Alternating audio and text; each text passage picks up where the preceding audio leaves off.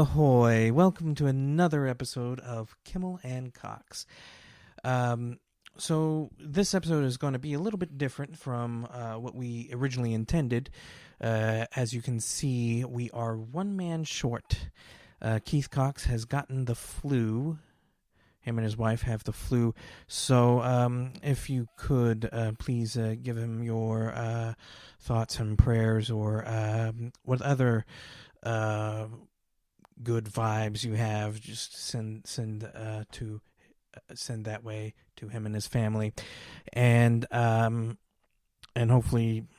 hope for a speedy recovery, that he might return on the next episode. So with that out of the way, let's get into what this show is going to be about, what this episode is. Now, I had recorded this the other day, but then I had a little bit of an audio issue. My audio decided that it did not want to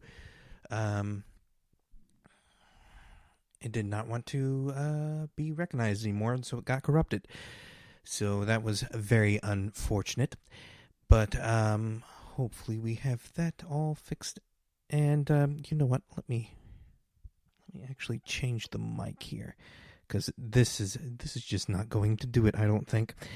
At least not now.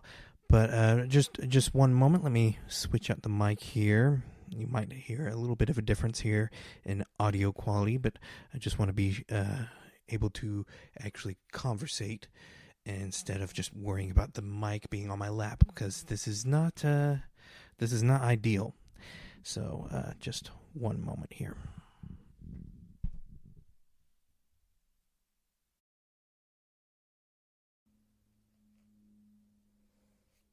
All right, now we have a different audio here, so it will be a little bit more different, a little bit more jarring, but hopefully you will stay in for the rest of it here.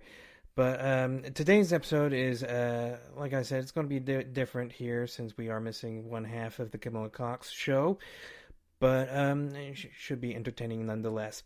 So in the last episode, Keith and I had discussed for this episode that we would be talking about a Christmas story, more in particular the sequel to A Christmas Story, Christmas. And I, for one, have not seen either one before this episode. I really, honestly, I never actually intended to watch them. I had no desire to watch them, so they were never really on my radar. But Keith gave me the homework to actually go ahead and watch it for this episode. So thank you very much, Keith. That was very, very kind of you to give me homework. Never was one for homework, but thank you very much. That said, it would have been very interesting to hear Keith's take on it in person, but I will be reading his half of the conversation here on his behalf. So, but I'll go ahead and carry on that discussion for today's episode. So, with all that out of the way, let's get this show started. The show must go on, as they say. So, let's go ahead and begin here. Now, there was something I wanted to share with Keith in particular that I knew he would be very excited about, but I will opt out to show him what I was able to grab here on the next episode, because I'm sure he'd be very excited to see what I have come into possession of. If anyone knows Keith and I, we are huge fans of such films as Back to the Future, Ghostbusters. There's just the good old classics like that. The sci-fi really, there was nothing like the sci-fi of the 80s. Today's sci-fi is a little bit more all over the place, honestly. It wasn't, it's not hard to come by a sci-fi movie these days. But, sci-fi movies of that time, I don't know that there was as many produced as there is now, honestly. But I digress. The next thing that I wanted to discuss before we get into the main topic of this episode was that there were several trailers that came out, and one in particular caught my eye. It was the return of Indiana Jones, Harrison Ford himself returning as Indiana Jones in a movie called Indiana Jones and the Dial of Time, which that is very exciting. I'm very excited to see that. You have Harrison Ford back as Indiana Jones. He's old enough to be my own grandfather, and he's actually showing no signs of slowing down, is he? But I guess it is, as they say, or as Indiana Jones says, it's not the years, honey, it's the mileage. So, I certainly hope that is true. But anyways, that is very exciting. I'm really excited to see that. I hope that we get to discuss that a little bit further. As a matter of fact, I think that we have decided that the next episode of Kimmell and Cox, we will go ahead and on a nostalgic journey. A nostalgic adventure into the fantastical world of Indiana Jones. In the next episode, we will go ahead and discuss that film franchise. I don't know if we'll talk about a movie in particular, but we'll certainly talk about Indiana Jones. There's 4 of them as of now, but there's about to be the 5th one, which is The Dial of Destiny, which is not directed by Steven Spielberg, might I add. It is actually directed by James Mangold, the director of such films as Logan, Wolverine. He directed both of those. Not Wolverine Origins, that wasn't him, but the good solo Wolverine movies. Okay, although Wolverine did have a kind of a little cookie cutter ending, but regardless, he directed that. And there was another movie that he directed. I'm blanking on one of these other movies, but he's directing. He's directed this new Indiana Jones adventure, and so it's probably going to be not just an adventure, but something a little bit more in depth, something with a whole lot more heart, and a whole lot more character development than certainly the last one, which I was not really all that big a fan of. But the trailer looks good. You have Mads Mikkelsen in it as the villain, and a few other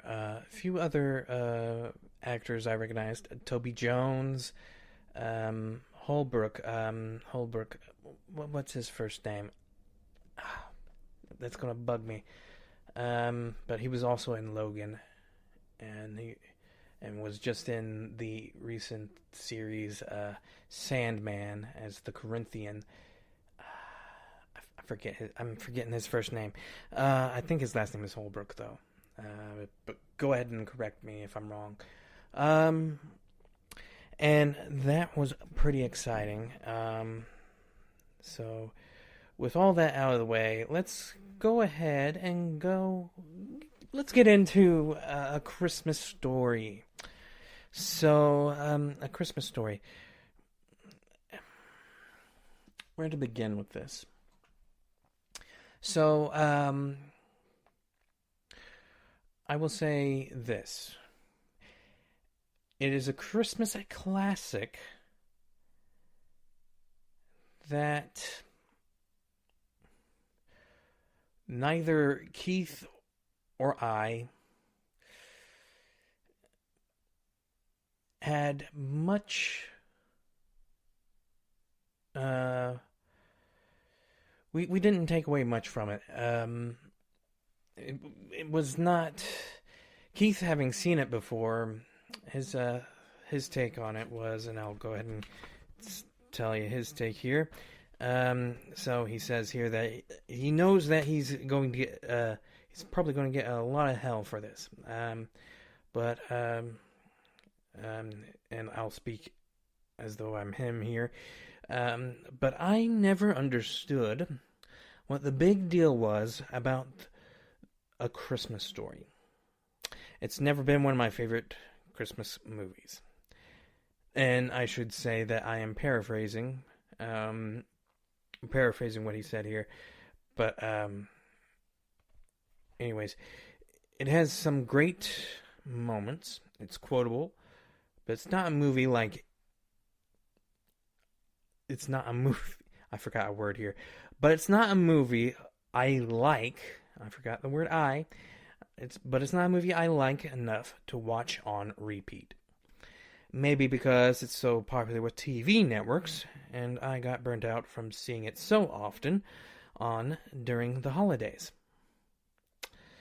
So that's his take on A Christmas Story. And he has some further thoughts on A Christmas Story that will pretty much segue into his thoughts on the sequel, A Christmas Story, Christmas. Now, not to be mistaken with A Christmas Story 2, because I recently found out that A Christmas Story 2 is a movie that came out in like 2012, and it featured a whole different cast. None of the originals, while as this HBO Max sequel actually has quite a few of the original actors that were available to return. So that is very good. I do not really enjoy it when they recast, particularly, when they recast and it's like a straight to DVD release. It's not going to be any good if it's a straight to DVD release. You know what? That actually brings up a very good point. If anyone could, please indulge me if there is any really good straight to DVD, straight to VHS, straight to Blu-ray, straight to streaming. I mean, could you count that in there? I mean, streaming actually is kind of higher up there in quality than just a straight to DVD release. I mean, studios don't put any money into that except for maybe a penny's worth. But I digress.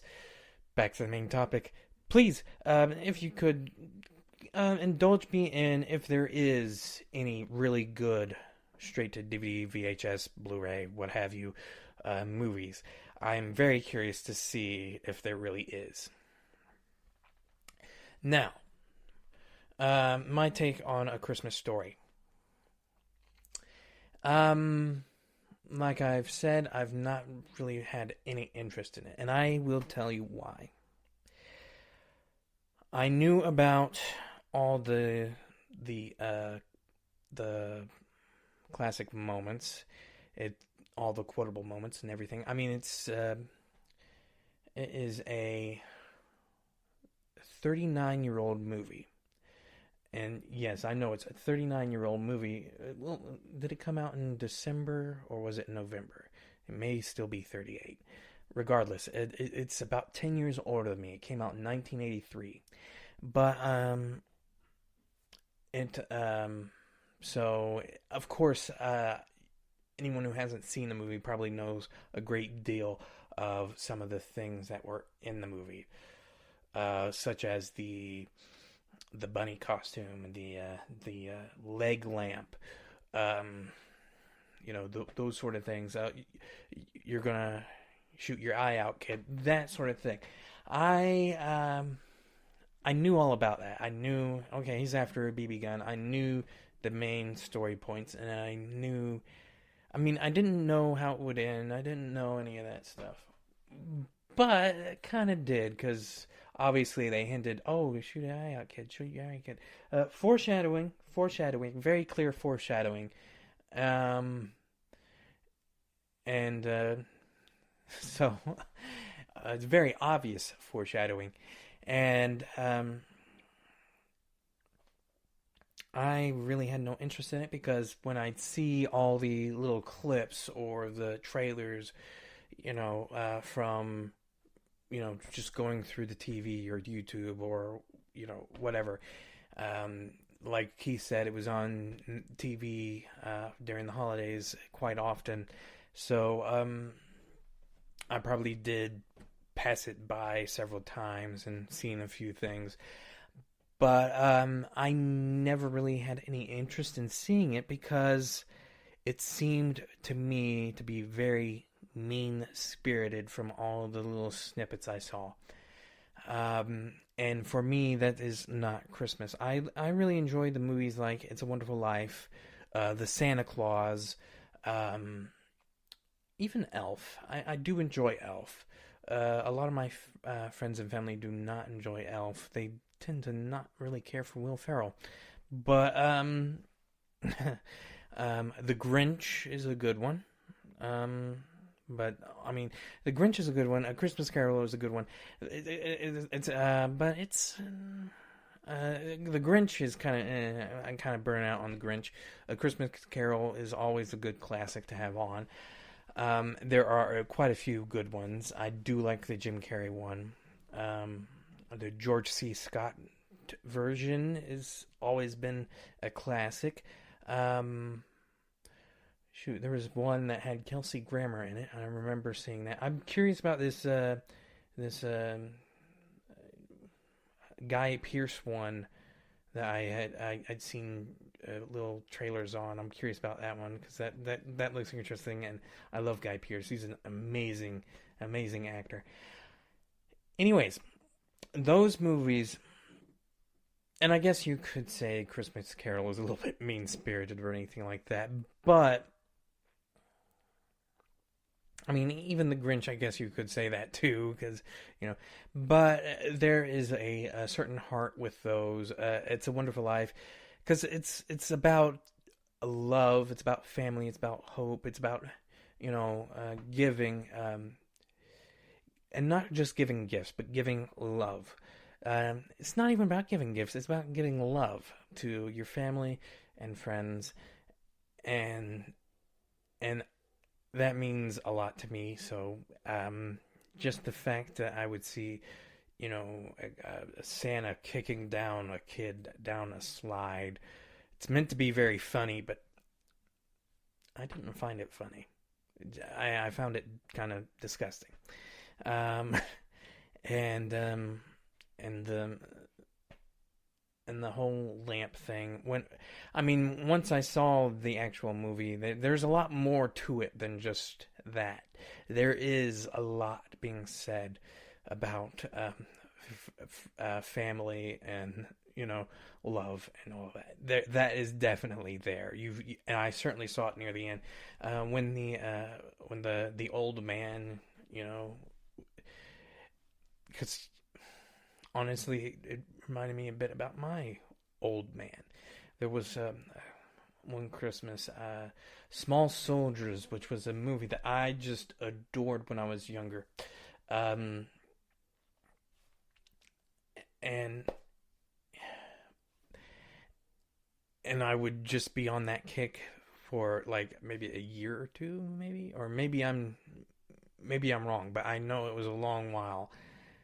And my dad went and called because there was no more Small Soldiers toys. He went and called every toy store in any area to ship Small Soldiers toys for Christmas, and that was very meaningful because that just shows you what kind of heart my dad had. And even my grandfather, he has that same heart too. Because unbeknownst to me, he had actually, when he saw how much I loved this movie, he went out and got a whole bunch of kids' toys from McDonald's and packaged them up. And about a year ago, my grandmother gave me the whole collection that he collected, that he accumulated over that small, short period of time. And so, the old man in that movie reminded me a bit about that, which meant that the impact from the sequel hit me even more. And so, with that said, let's go ahead and get into Keith's thoughts on that before we get into mine. So, after watching the sequel, Keith says, I have come to appreciate the original cast. Excuse me. I came to appreciate the original film. The original cast is back, which is phenomenal, majority of them at least, but the comedy, he says, felt forced. And yes, the original cast is back, at least a good majority of them, like the actor who played Ralphie, who was the bully's name? I'm blanking. Fleck. I don't remember their names. That's how much of an impact this movie had on me. I don't remember their names. And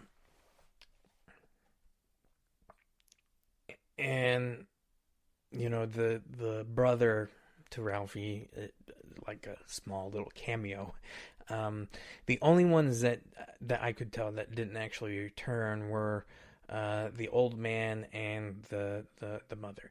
Now, the guy who played the father, the old man, he actually passed away in the early 2000s.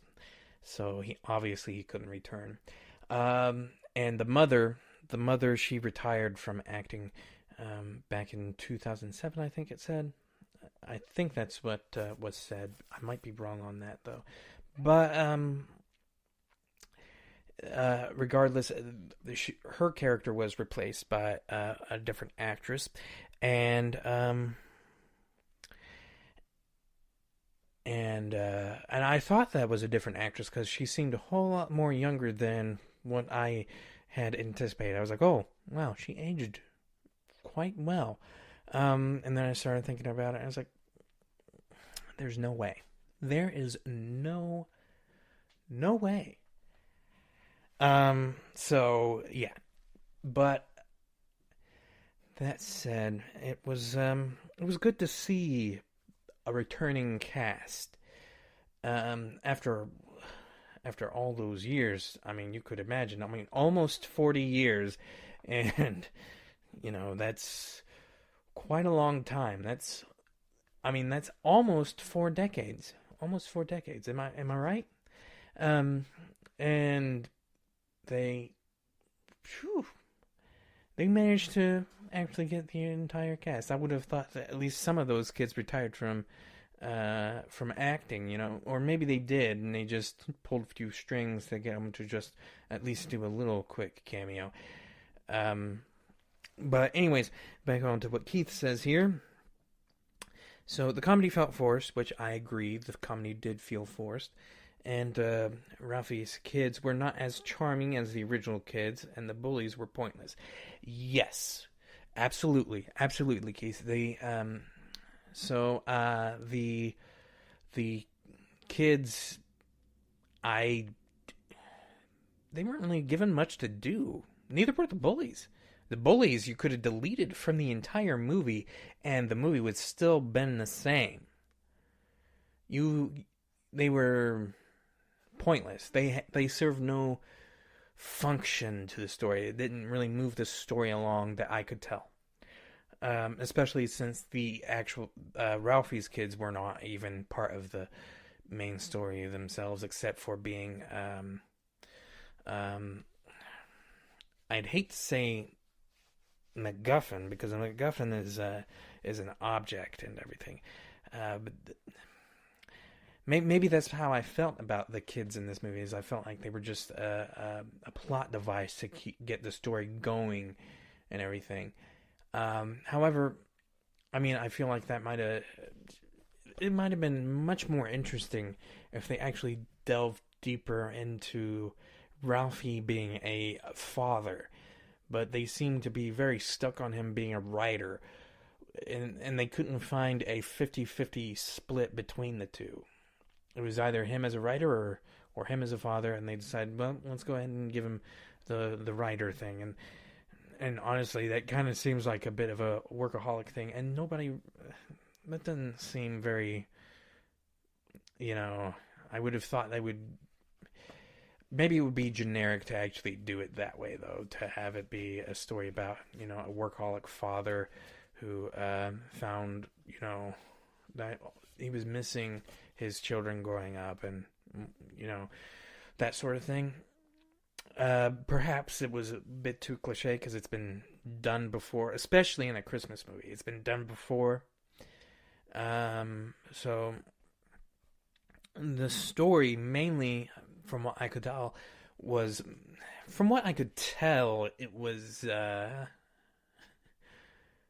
what was the story really? Because it seemed to want to be about, one thing, but then I feel like the truth of it all is that the story wanted to be something, but was truly another. And that story was the heart element of Ralphie and his own father, his old man. And that's probably what got me pretty emotional during that, because that is what that was the main drive of the entire movie from the beginning. It was, and then the end.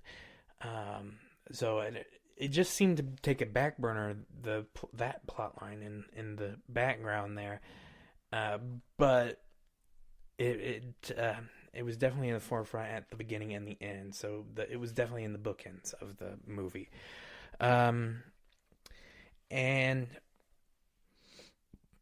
that whole thing about the father and everything. I have found that I have been very emotional when it comes to a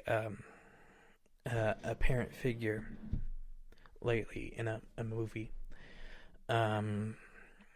Something about it reminds me of my own parents, and how much I appreciate all that they have done for me.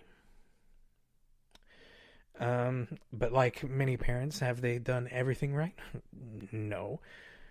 But did they need to? No. Because even in their screw ups, they taught me a lot. And I feel like that is the biggest point on A Christmas Story Christmas, was that that element there, and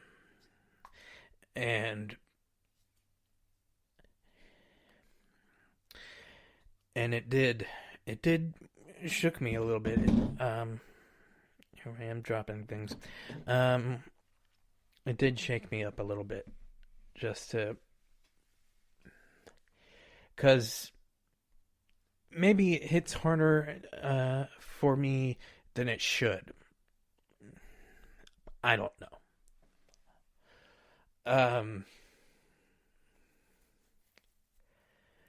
But overall, I did enjoy both of these movies. I do not think that they will ever be in my classics.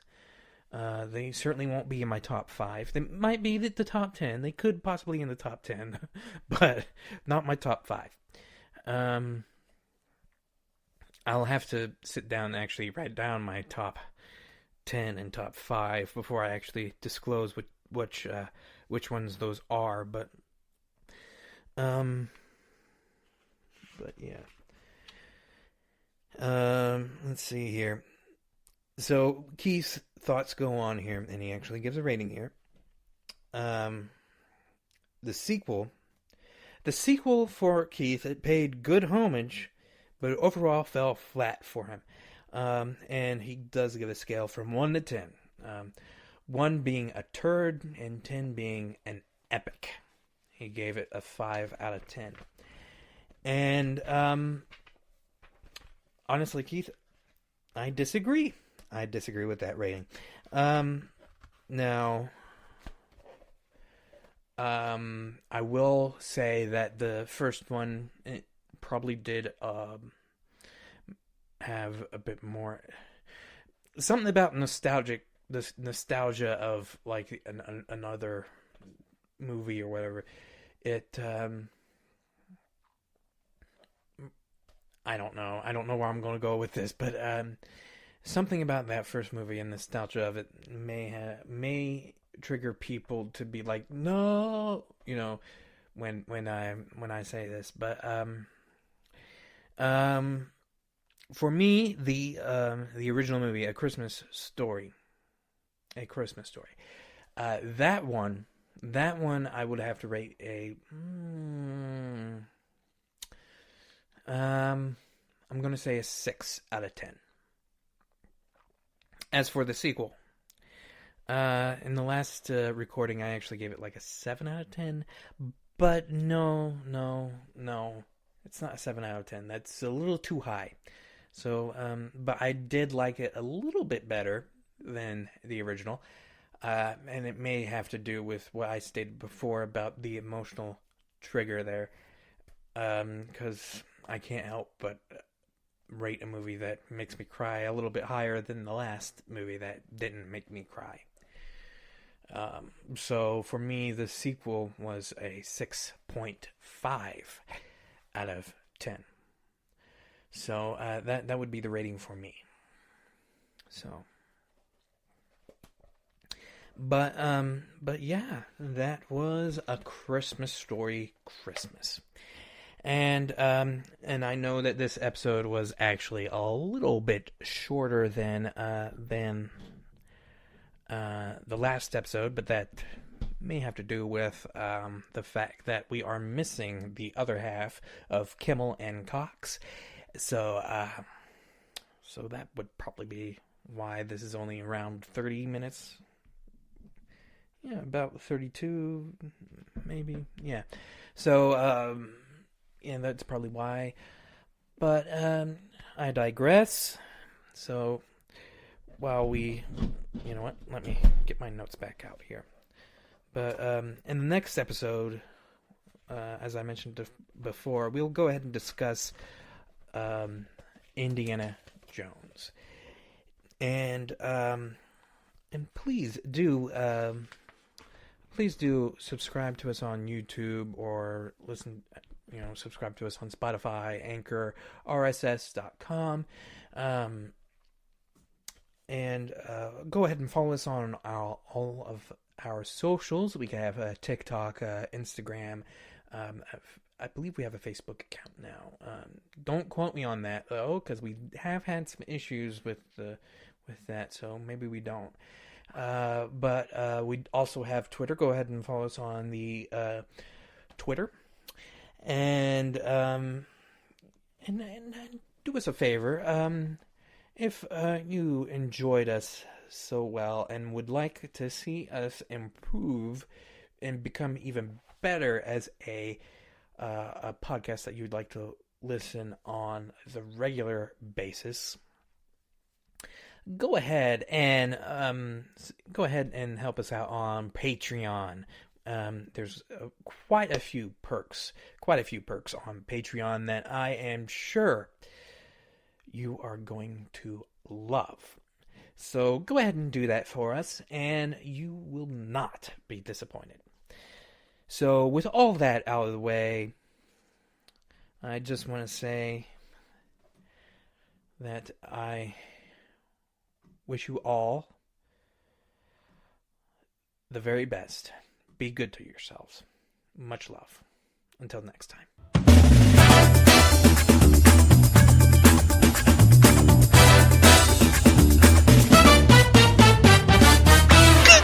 You dipstick.